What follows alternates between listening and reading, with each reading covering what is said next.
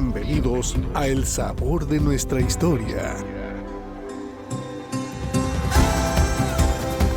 donde la ecología es el hilo que une nuestras raíces con el presente. Aquí descubrimos cómo la naturaleza inspira nuestras tradiciones, cómo guarda los secretos de nuestra historia y cómo se refleja en la riqueza de nuestra gastronomía.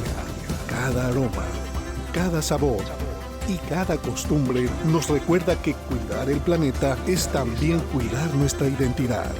Acompáñanos en este viaje sonoro para conocer, valorar y saborear lo que nos hace únicos. Comenzamos. El sabor de nuestra historia.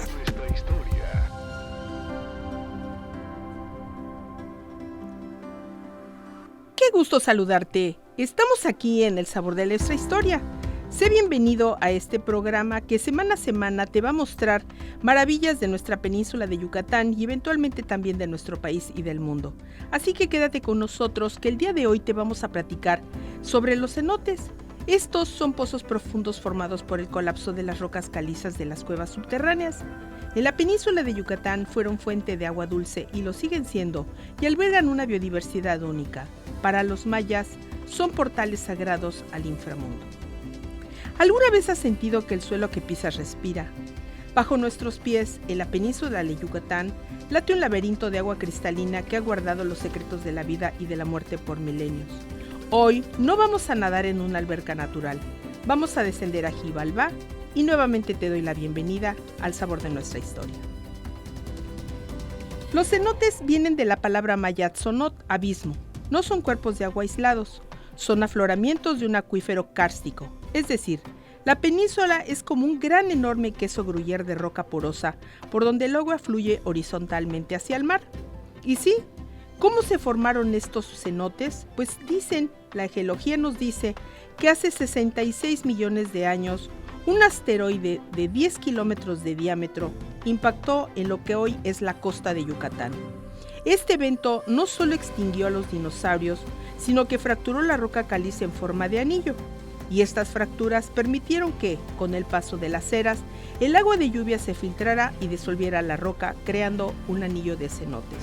Así que el agua que toman las personas que viven alrededor de este anillo de cenotes es agua muy antigua. Ojalá y esta idea la tengan presente cuando utilizan el agua y por supuesto que la cuiden muchísimo, porque es un agua de muchísimos milenios, mucho tiempo. Ahora, ¿qué pasa con estos cenotes? Bueno, en la oscuridad total, en estas cuevas rodeadas de estalactitas y estalagmitas, habitan seres que parecen de otro planeta. Y sí, no solamente existen bacterias, sino existen peces ciegos. Todos los animales que habitan prácticamente en esas cavernas, tanto en el agua como en sus paredes, son animales que como no hay luz, pues no necesitan la vista. Así que los peces ciegos y otros animales dominantes habitan estas aguas y estas paredes. Dentro de los peces ciegos hay dos especies emblemáticas que son fósiles vivientes. Con uno de ellos es conocida como la dama blanca y el otro es Thylacinna persei.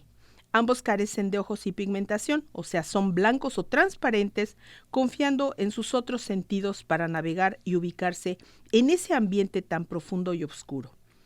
Dentro de los crustáceos, que son los habitantes dominantes, se encuentran un grupo llamado misidáceos, también llamado camarón zarigüeya, una especie clave y endémica que sirve para la base de la cadena alimenticia en estos sistemas oscuros. Hay anfípodos como Hueclia centrícola, pequeños crustáceos adaptados a las grietas de las rocas y por supuesto a la altísima humedad y a la gran cantidad de carbonatos presentes. Los decápodos o camarones de cueva, como Tilapatia michel y Tilapatia persei y el camarón de mayor tamaño Cressiera morlelli, Se encuentran también presentes en las aguas de estos sistemas. Hay también isópodos, un crustáceo ciego que se encuentra con frecuencia en las aguas profundas, y hay copépodos, que hay una gran diversidad de microcrustáceos llamados misocíclops, macrociclos y termociclos, además de muchos ostrácodos y termovanáceos. Como verás, estos sistemas no son estériles, no están muertos, no están ausentes de vida, sino por el contrario, es la vida la que se ha adaptado a estos sistemas oscuros, profundos, húmedos y altamente salinos. Así que, como ya sabes y seguramente lo has visto en la escuela, si eres estudiante que nos escucha o si eres profesor de esta universidad, pues seguramente sabes que la vida se encuentra presente prácticamente en todo el mundo. Y en los cenotes no es la excepción.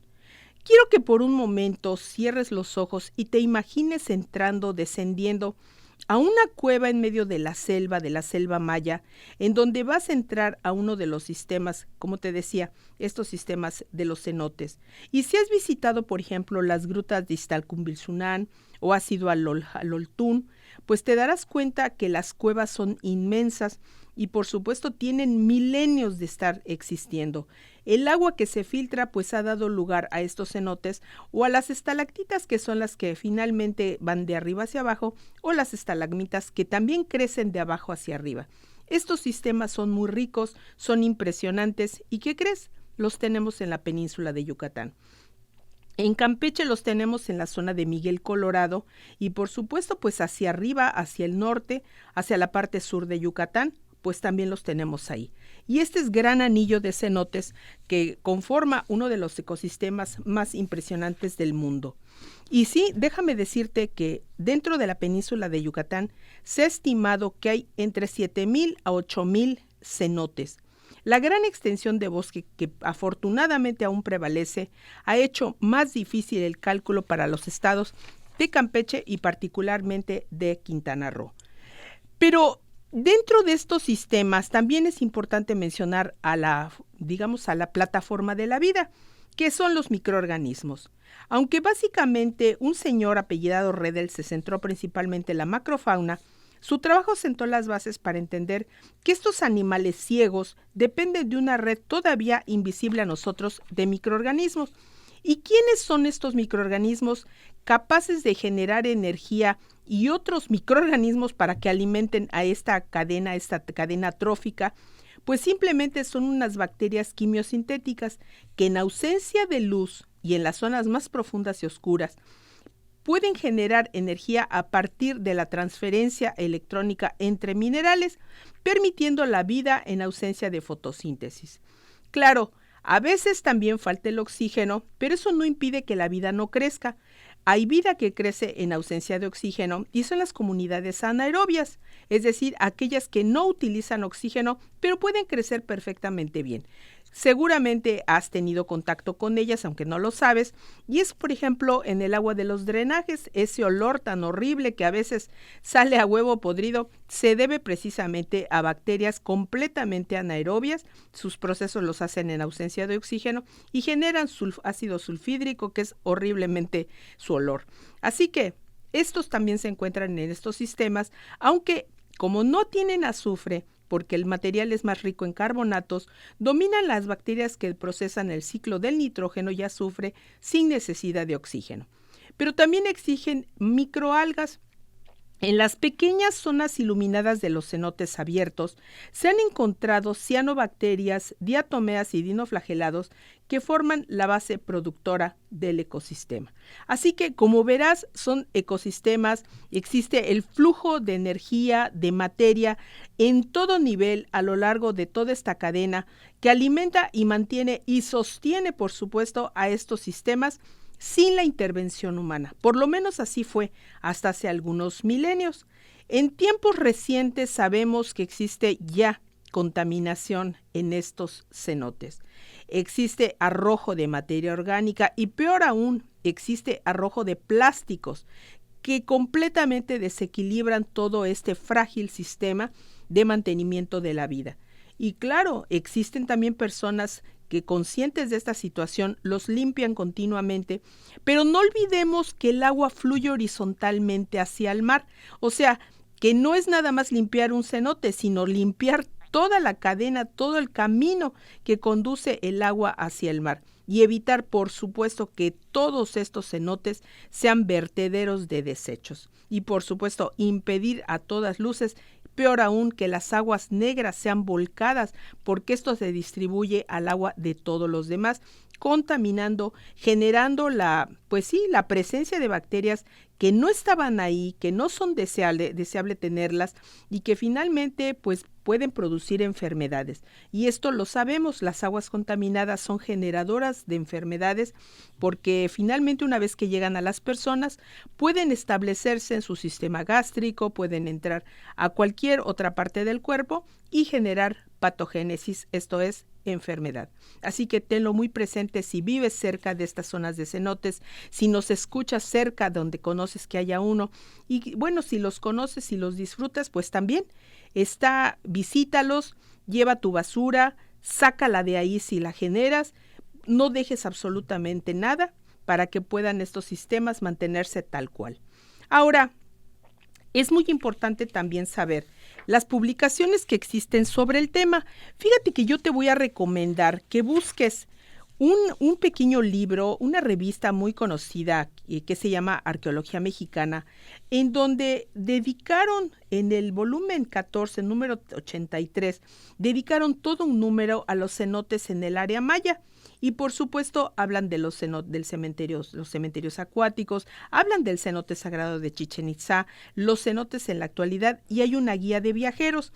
También existe una publicación que vale la pena. Esta publicación fue publicada el 21 de mayo del 2022, en donde hicieron una infografía genial sobre el enigmático anillo de cenotes y el asteroide de Chicxulub, muy bien ilustrado. Te describe paso a paso cómo fue que sucedió este fenómeno y cómo fue la evolución del planeta desde su creación y, por supuesto, de la península de Yucatán.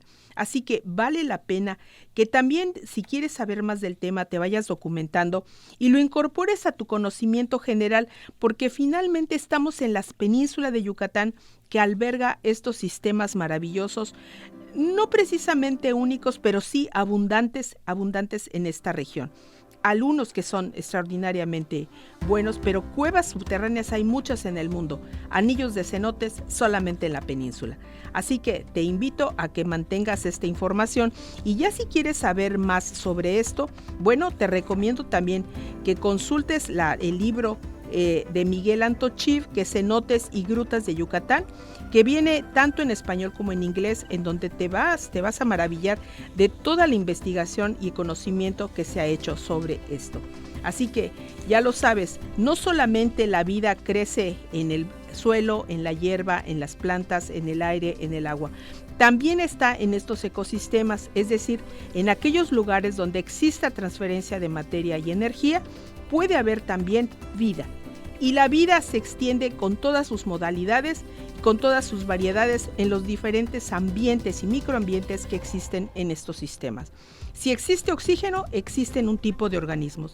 Si no existe oxígeno, existen otro tipo de organismos, pero no se quedan vacíos estos espacios. Siempre son llenados con vida y generalmente se establecen también pequeñas cadenas tróficas o grandes cadenas tróficas que van a sustentar a los sistemas de los cuales se mueve.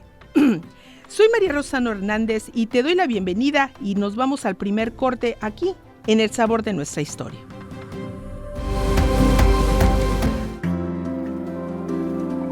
Estás escuchando El Sabor de Nuestra Historia, donde la ecología y la cultura se encuentran.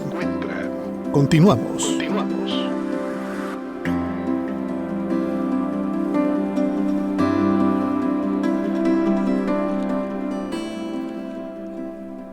Pues estamos de regreso aquí en El Sabor de Nuestra Historia, el día de hoy haciendo un viaje al inframundo con el programa de los cenotes, que son las venas de la península de Yucatán.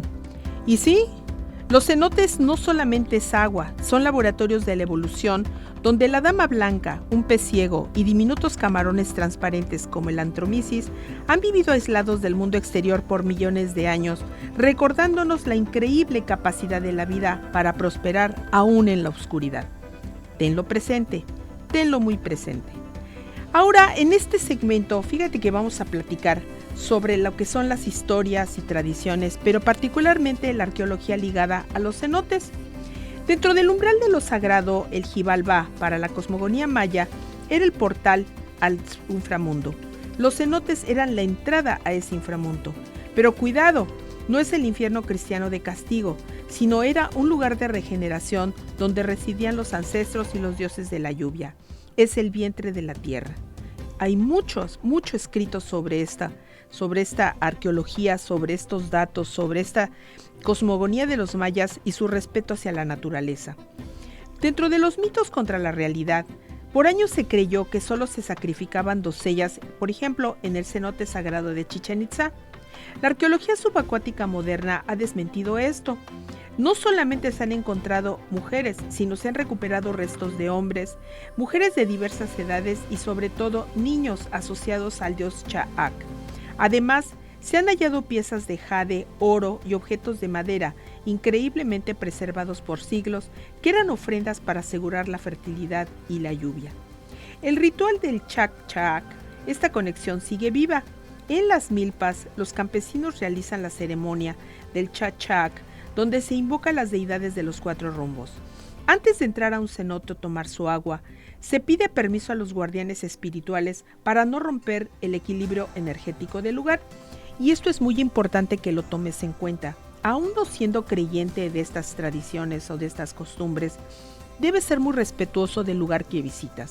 Si tú entras inclusive a una zona arqueológica y no menos a un cenote, tú debes, aunque fuera mentalmente, pedir permiso porque estás invadiendo un espacio sagrado para la misma naturaleza, pero también para los habitantes de ella, y ellos son muy cuidadosos de esas tradiciones.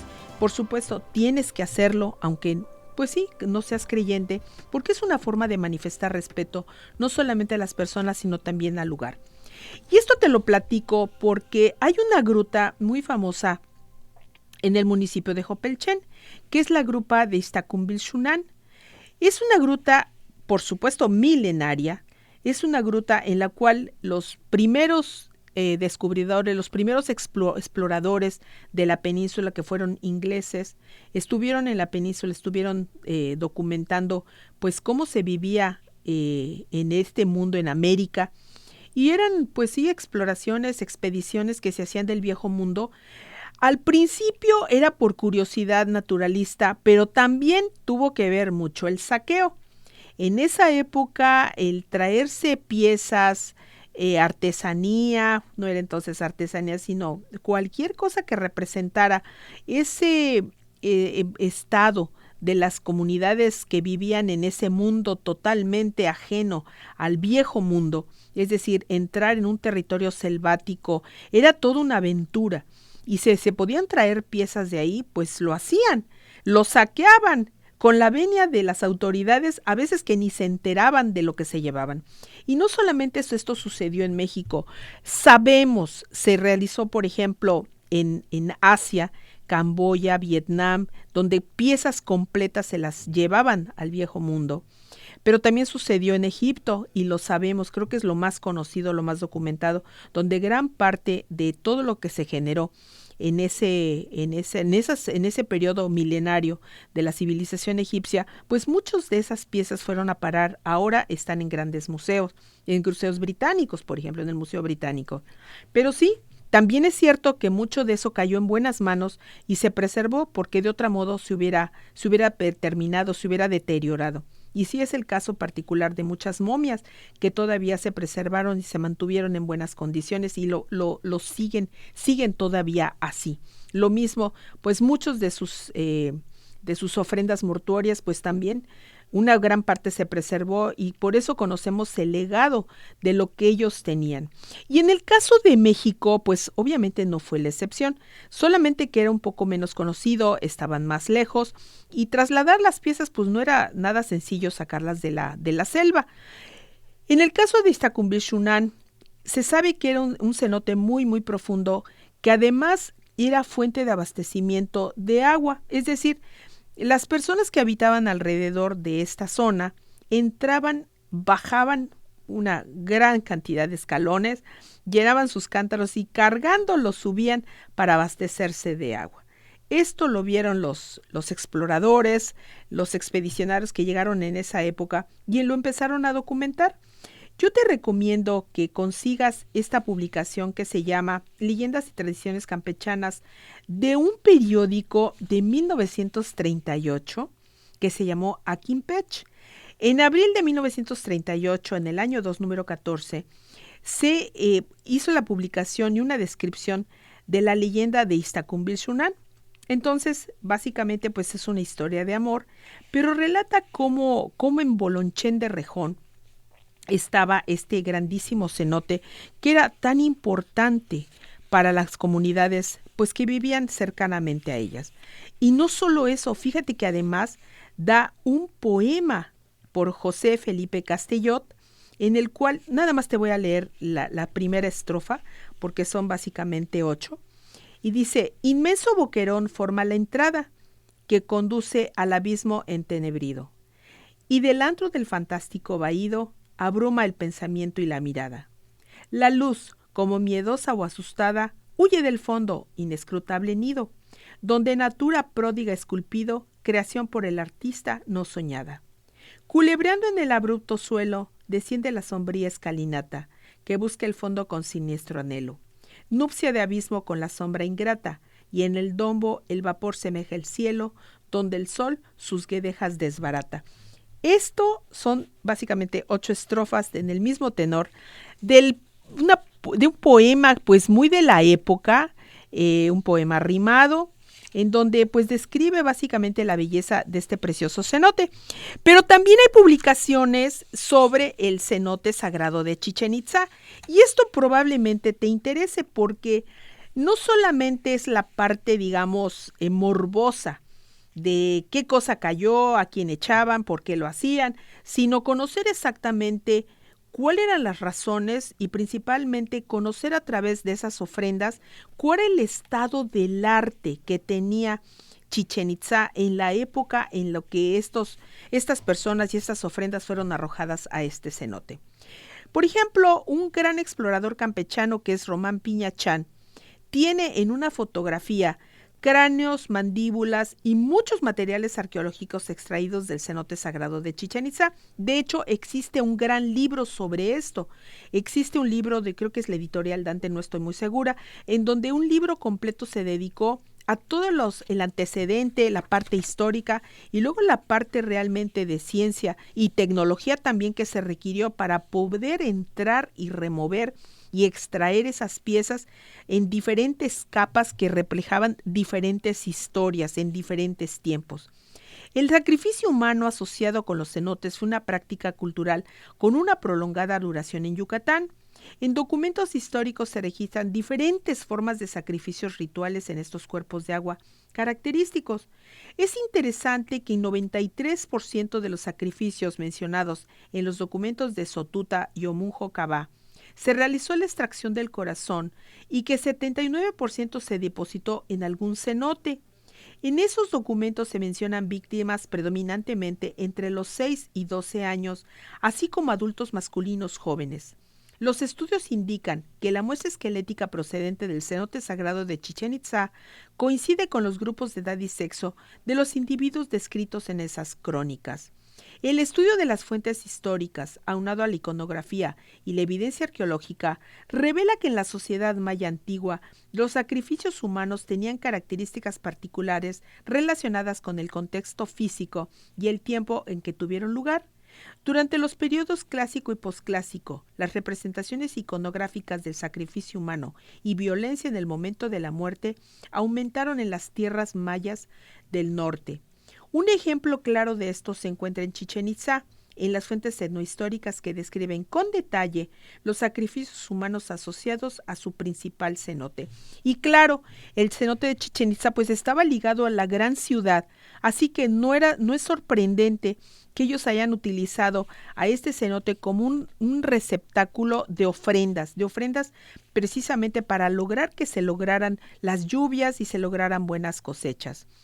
Esto que te acabo de decir, está en el libro que te decía de Arqueología Mexicana, Cenotes en el Área Maya, que es una investigación muy, pero muy completa acerca de todas las investigaciones resumidas de lo que ocurría, pues sí, aquí en esta parte de la península. Como te digo, no nada más es Chichén Itzá, sino en todo el anillo de cenotes. En más o menor grado, en todos ellos, en alguna forma existe alguna leyenda, alguna tradición, alguna historia que está ligada íntimamente a las comunidades que vivían cerca de ahí. Tras la conquista de Yucatán, los padres franciscanos aprendieron pronto la vieja lección sobre el control del agua y la vida, y edificaron grandes conventos en los lugares más densamente poblados, claro, donde había cenotes que aseguraban el adecuado aprovisionamiento del vital líquido. En muchos casos, los pozos y norias se construyeron justo encima, como menciona Fray Diego de Landa en su relación de las costas de Yucatán. Estos cenotes son de muy lindas aguas y muy de ver, que hay algunos de peña tajadas del agua y otros con aguas bocas que les creó Dios. Los que estos alcanzaban bebían de ellos, los que no hacían pozos, pero ya no les hemos dado industria para hacer buenos pozos, sino muy lindas norias con estanques, de donde, como en fuentes, toman agua. Y seguramente sabes de historias de personas que tienen en su casa o encontraron un cenote o su casa estaba construida arriba de un cenote, una casa heredada de alguna forma que en el momento de hacer alguna reparación, oh sorpresa, resulta que estaban sobre agua. Y ese es un privilegio. Aquellas personas que puedan tener un cenote cerca o en su casa, pues de verdad cuídenlo porque no cualquiera lo tiene. Y además, estos cuerpos de agua tan ligados a la historia de la península, tan ligados a las historias, tan ligados a la tradición y por supuesto, tan ligados a la geología y ecología del paisaje. Así que no te olvides de que cuando estés en un cenote pidas permiso y por supuesto entres con mucho respeto. Nos vamos al siguiente corte, regresamos. Estás en El Sabor de Nuestra Historia, donde cada receta revela costumbres, tradiciones y la esencia de nuestra cultura. Sigue con nosotros y descubre el sabor que nos une. Continuamos.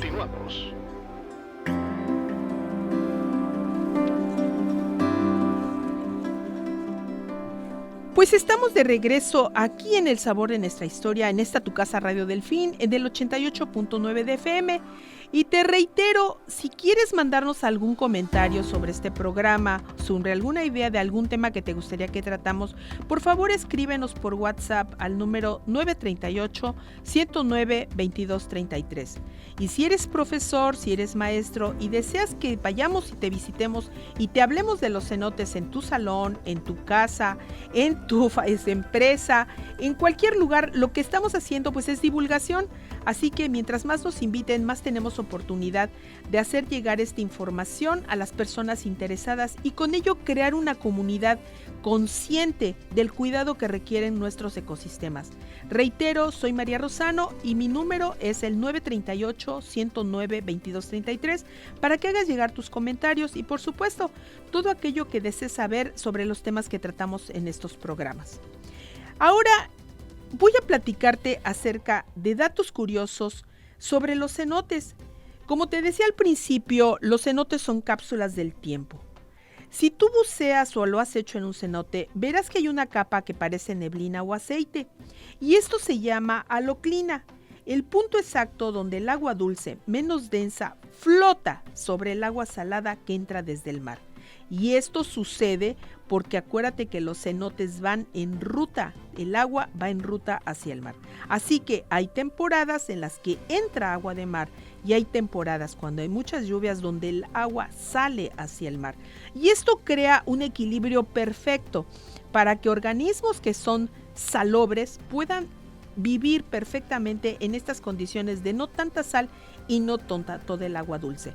Así que es un ecosistema perfecto, altamente equilibrado, en donde muchas plantas alrededor se crecen y crecen muy bien. Las casas, las huertas y todo aquello que está cerca del anillo de los cenotes o cerca de un cenote prospera pues con mucha más facilidad que en los sitios kársticos completamente calcáreos de la península. Por eso estos sistemas son muy codiciados. Te decía, si tienes uno en casa o sabes de alguien que lo tiene, pues exhórtalo a que lo cuide porque no cualquiera tiene un cenote en su casa o en su predio, en su solar. Así que hay que cuidarlo mucho. Quien tiene un cuerpo de agua en su casa es muy afortunado, sea un manantial, un cenote. Quien quiera que lo tiene, de verdad, en lugar de taparlo, haga una fuente, haga un estanque, cuídelo mucho, manténgalo en condiciones apropiadas, no lo haga vertedero de basura, como a veces nos ha tocado ver en la carretera, personas que tienen cuerpos de agua y los utilizan como vertederos de todo lo que se le ocurra. Eso no. Quien quiera, acuérdese que el agua ya es un recurso muy limitado, así que siéntase afortunado de cuidarlo. Fíjese que dentro de los cenotes no nada más se han encontrado pues cosas valiosas me refiero con valor metálico, el oro, o instrumentos de jade, o máscaras, o cualquier otro atavío. No, los cenotes no siempre estuvieron llenos de agua. De hecho, si usted se va a remontarse a las épocas geológicas, la península de Yucatán en algún tiempo formó parte sumergida del mar. O sea, hubo partes que fueron mar. No es sorprendente que, por ejemplo, en Calakmul usted puede encontrar fósiles marinos. Los hay, ya me los enseñaron, ya los vi. Así que no es sorprendente que en la península sea la misma historia. Durante la última edad de hielo, el Pleistoceno, eran cuevas secas. En el cenote Hoyo Negro de Tulum se encontró a Naya, el esqueleto humano más antiguo y completo de América, con unos 13,000 años de antigüedad. Naya era una joven que probablemente murió accidentalmente al caer en el cenote, en la fosa, mientras buscaba agua. Junto a ella se hallaron restos de mastodontes, los cuberonius y perezosos gigantes, probando que los cenotes son el archivo paleontológico más importante de la región. Y por supuesto, como le decía, ahora en la población moderna, pues es importante saber que Yucatán, con base en las comunidades que tienen una población mayor a 10,000 habitantes, de acuerdo con el INEGI, pues resulta interesante que de las 19 comunidades, 9 de ellas, incluyendo ya la populosa ciudad de Mérida, pues se encuentran dentro de este anillo de cenotes, es decir, dentro de este grupo de formaciones pues que tienen una abundancia de entre 8 o 10,000 cenotes, o sea, estas manchitas que fueron perforadas por ese cráter y que están ahí disponible como fuente de entrada o fuente de salida de agua. Hay otras que se localizan a lo largo del cordón Puc de Tzucacab y en su ladera norte. Las 4 restantes pertenecen a la región oriental del estado, incluidas Valladolid y Tizimín, también 2 de las más grandes ciudades después de Mérida. De los asentamientos modernos principales, solo Izamal se encuentra relativamente cerca del anillo de cenotes, a menos de 15 kilómetros en línea recta, mientras que los demás, excepto Progreso, se localizan en una franja entre 35 y 55 kilómetros del punto de impacto.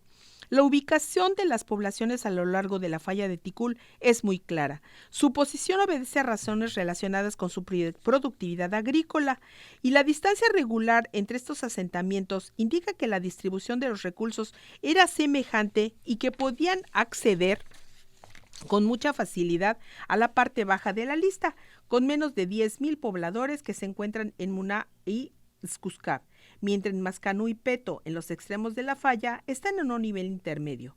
Esta mayor densidad poblacional en Ticul y Tecash se acentúa por el hecho de que entre ellas son más numerosas las comunidades menores alineadas con la serranía que en otros tramos. Y pues sí, Valladolid, famosa por sus cenotes, está en la población como en sus inmediaciones. Tanto Tizimín, Espita y Chemax, estos 2 últimos poblados arriba de 10,000 pobladores, completan los asentamientos mayores del oriente. Así que todos estos puntos densamente ya habitados, pues están llenos de personas que pues no siempre cuidan los cenotes, aunque viven entre ellos.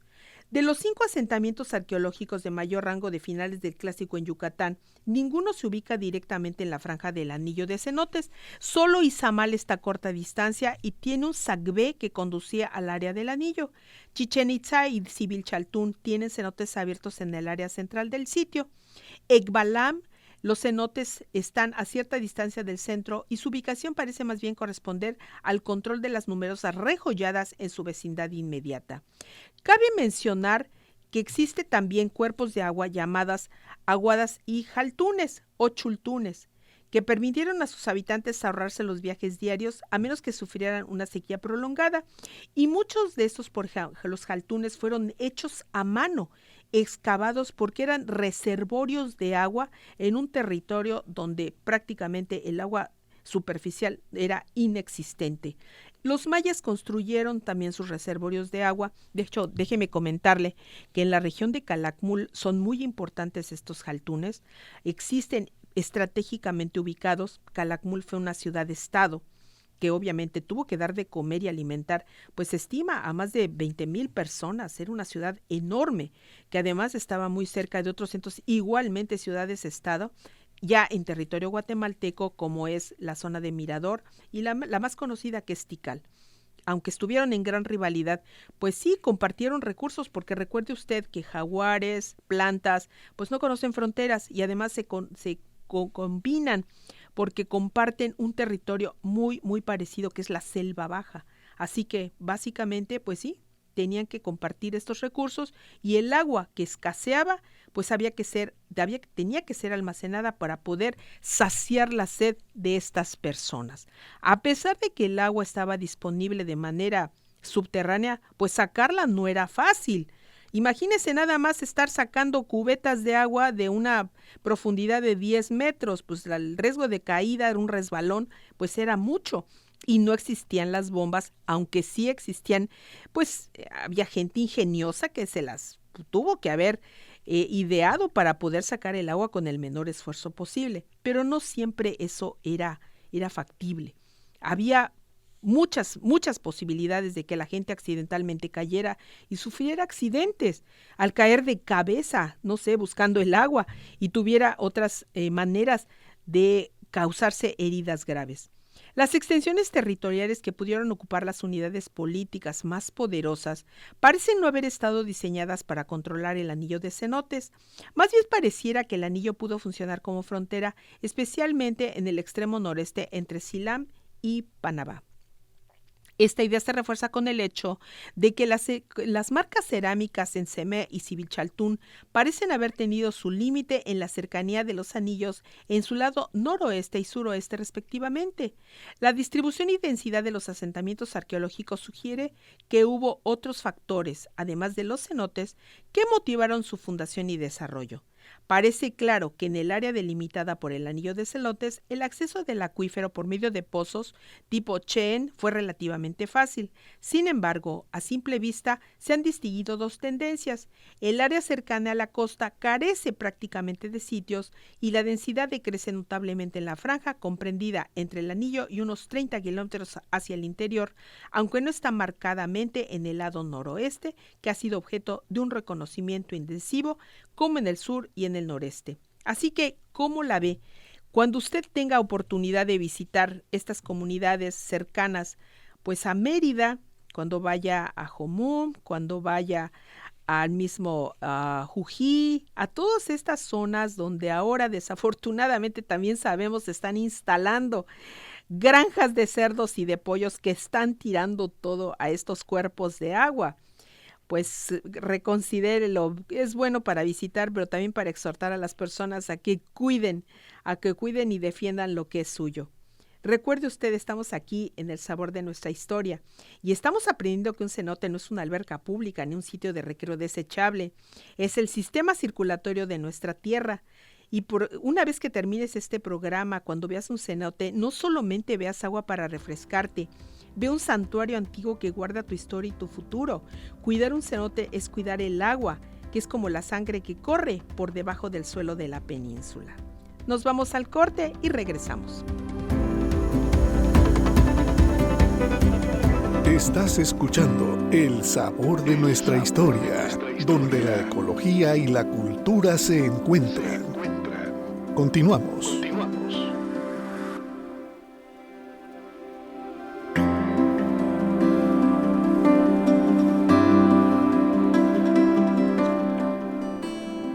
Pues qué bueno que sigue con nosotros aquí en El Sabor de Nuestra Historia el día de hoy, hablando sobre los cenotes, estos ecosistemas importantes de la península de Yucatán, que tanta importancia han tenido a lo largo del tiempo, al ser cápsulas del tiempo vivas que todavía prevalecen.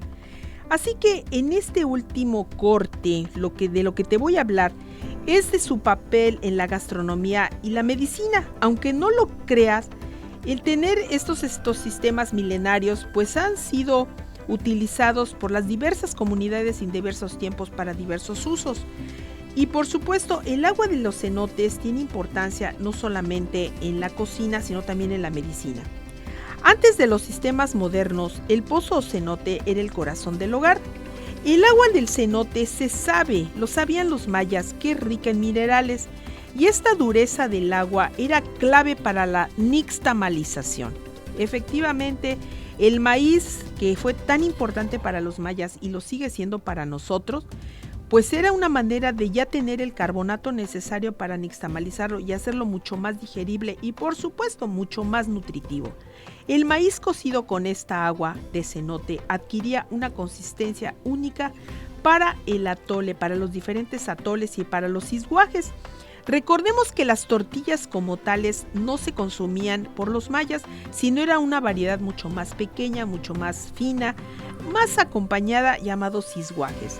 Así que estas tortillitas pues se nixtamalizaban en esa época sabiendo que el agua tenía lo necesario para que las proteínas pudieran liberarse y estos aminoácidos hacerlo mucho más disponible y tener una tortilla de buena calidad.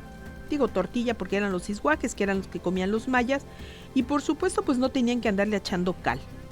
La parte caliza de estos sistemas pues era también utilizada para cristalizarla y utilizarla también en algunos puntos donde se deseaba utilizarla para lavar ropa.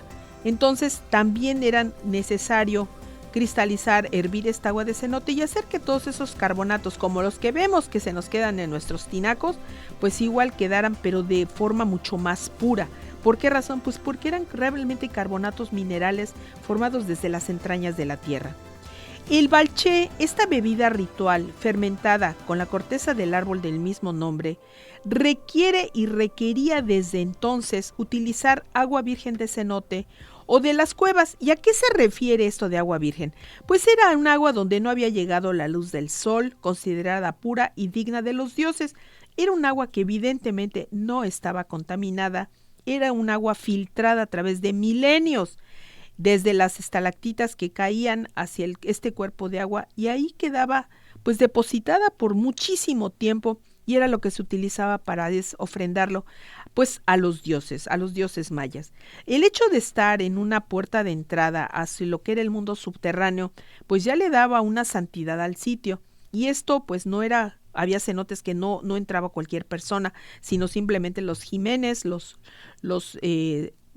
sacerdotes que regían esa comunidad porque eran santuarios sagrados y muchas personas todavía lo siguen viendo así. Pero fíjate también que dentro de los terrenos kársticos y llenos de carbonato que tienen los suelos yucatecos, son suelos muy muy difíciles, muy salinos en el sentido de que tienen estas sales tan difíciles de procesar, pues existen también plantas que se han adaptado muy bien. Y unas de ellas, de las muchas que han logrado crecer en estos territorios kársticos carbonatados, pues son las chayas. La humedad de los cenotes favorece microclimas donde crece la chaya, usada en diversos guisos desde muchos tiempos ancestrales, muchos tiempos, tanto en brazo de reina o en agua fresca recientemente. Se sabe que es el multivitamínico por excelencia y medicinalmente ayuda a combatir, aunque no lo creas, las piedras en el riñón y regula la glucosa. Déjame leerte algo que dijo Fray Diego de Landa en la relación de las cosas de Yucatán sobre la chaya. Decía, los mayas tienen un arbolillo de blandas ramas y que tiene mucha leche, las hojas del cual se comen guisadas y son como versas de comer, buenas y con mucho tocino gordo. Plántanlo los indios luego de que quieren morar y con todo el año tienen hojas que cogerle. Eso es lo que dijo Fray Diego de Landa, que no sabía a qué cosa era, él siempre lo trataba de relacionar con lo que él sí conocía, así que pues hablaba de la chaya y hablaba muy bien, y hasta la fecha seguimos hablando muy bien de la chaya. El día de hoy voy a compartirte una receta con chaya, ojalá y tengas en tu casa, que es muy buena y son los huevos en caldo de chaya. Pues sí, no tenemos cenotes, pero a lo mejor tenemos chaya. Para prepararlos vas a necesitar lo siguiente: 1 kilogramo de huesos de cerdo, media cebolla asada, media cabeza de ajos asadas, 2 atados de hierbabuena, 3 hojas de orégano seco, sal, pimienta, consomé de pollo en polvo al gusto, aceite para freír, medio kilogramo de hojas de chada blanqueadas y picadas, una cebolla picada, 5 tomates rojos picados, 2 chiles dulces picados, 10 huevos, 100 gramos de pepitas de calabaza menuda molida. Es lo que se conoce como pepita chica. Fíjate que aquí no la tenemos, pero sí la consigues en Campeche. Limones y tostadas de maíz para acompañar. Para preparar este delicioso platillo que son huevos en caldo de chaya, va a servir los huesos en un caldo hecho con los 2 litros de agua, la cebolla y los ajos asados. Añade la hierbabuena, el orégano, sal, pimienta y consomé de pollo en polvo, retirando la espuma que se genere. Aparte vas a freír la chaya con cebolla, tomate y chile dulce cortado en cuadritos. Agregas el caldo previamente colado y vuelve a hervir. Y entonces añades los huevos, uno por uno, procurando que no se rompan. Sirve bien caliente a pesar se cuezan y espolvoree cada tazón con la pepita molida. Acompaña con limones y tostadas de maíz y, por supuesto, una deliciosa salsa de chile habanero tostado con limón y sal. Así que disfrútalo y cada vez que lo comas, pues acuérdate que también son plantas que crecen dentro de la zona de cenotes y cuando vayas, pues ten muchísimo respeto por ellos. Gracias por acompañarnos en este viaje por los cráteres y cenotes de la península. Hoy nos han enseñado que la vida depende del respeto que le tengamos a la tierra, a la lluvia, al agua y por supuesto a nosotros mismos. Soy María Rosano y esto fue El Sabor de Nuestra Historia. En nuestra próxima emisión navegaremos por el océano para descubrir los secretos de las tortugas marinas viajeras del tiempo. Pero antes de irme, déjame presentarte esta música dedicada a los cenotes. La idea fue transportarte, estar en el lugar, con esa soledad, con ese respeto, con esa intimidad que solamente la naturaleza te puede dar.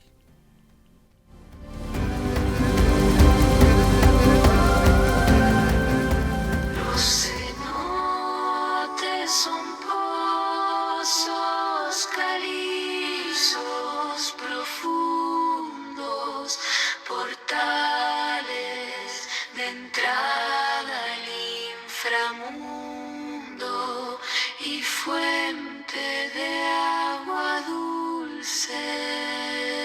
Los cenotes son pozos calizos profundos, portales de entrada al inframundo y fuente de agua dulce.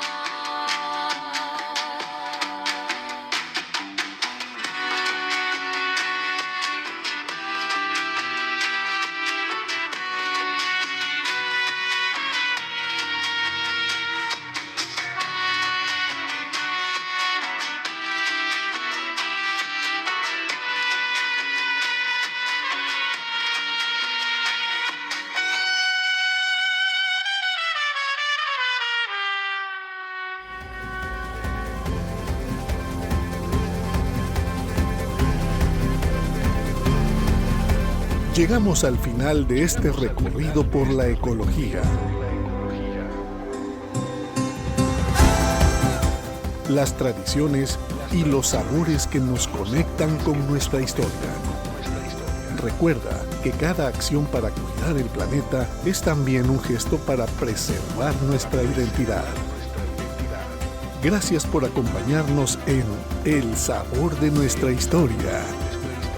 Nos escuchamos en la próxima emisión para seguir descubriendo cómo la naturaleza nos une.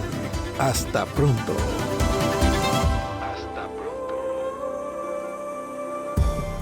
El sabor de nuestra historia.